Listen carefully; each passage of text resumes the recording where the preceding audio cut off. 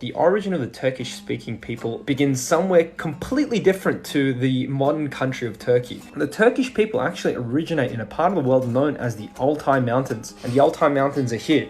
The Altai Mountains are where Mongolia, Kazakhstan, and Russia all embrace. The first people that we know that are related to the Turkish-speaking people are the Proto-Turks, who eventually gave rise to a people group known as the Gokturks. This is a reconstruction of the Gokturk people, and as we can see, their features, they have a lot of similarities with East Asian populations, but they weren't purely East Asian. The Turkish people, from their very ethnogenesis, were always kind of mixed. They were a mix between East and West Eurasian groups. In Chinese texts, these people were known as the Xiongnu, and over here behind me is, in this green background, is the sort of the geographic spread of these people. Now, around 300 BC, these people start to migrate westward. When they start to migrate into Central Asia was inhabited by a variety of different groups. It wasn't empty. Over here behind me, we've got a depiction of a Tocharian man. Now, when the Turks come, they mix with these people, and by around 600 AD, they had made their way into like present-day Uzbekistan. And when the Persian Empire collapses and we see the formation of the Umayyad Caliphate, this causes a massive power vacuum in the region of Middle East. But eventually we see a stabilization within the Iranian plateau of many empires that were Turkic in origin. And examples of this include the Seljuks, who were probably one of the most major Turkic empires. They conquered Iran, and as a matter of fact, the Crusaders were fighting against these guys, which is crazy. You wouldn't think that. They were fighting against these Turkic people. So they eventually start to migrate within Anatolia, and this is where we start to see the formation of what is now like the Sultanate of Rum. When they migrate into Anatolia, Anatolia was historically inhabited by Hellenic-speaking people, but it really isn't until the expansion of the Mongols where we start to see the complete colonization of the Anatolian Peninsula by the Turks.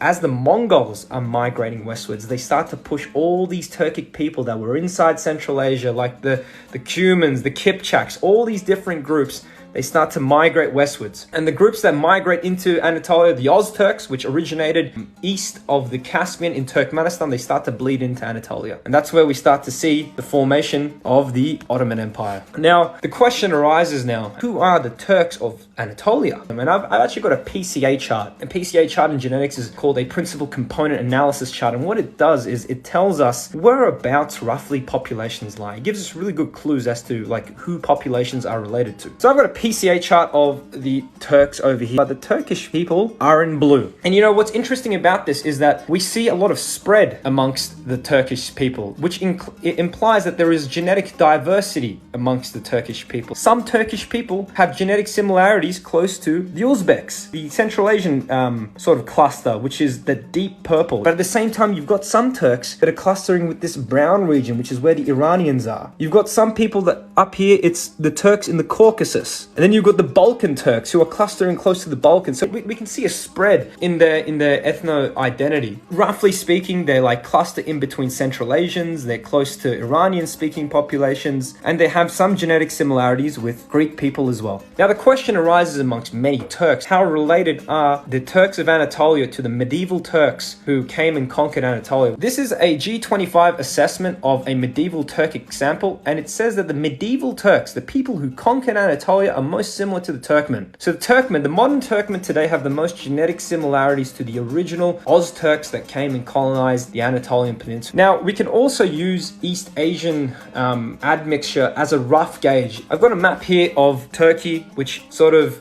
describes the percentage of East Asian admixture that we have. But the interesting thing to note is that the Turks in Trabzon have like minimal medieval Turkic ancestry. They have a lot of ancestry that's related to Kartvelian groups in the Caucasus. As we start to look westwards into the Anatolian Peninsula towards Izmir, we start to see elevations of this medieval Turkic ancestry up to levels of 20%.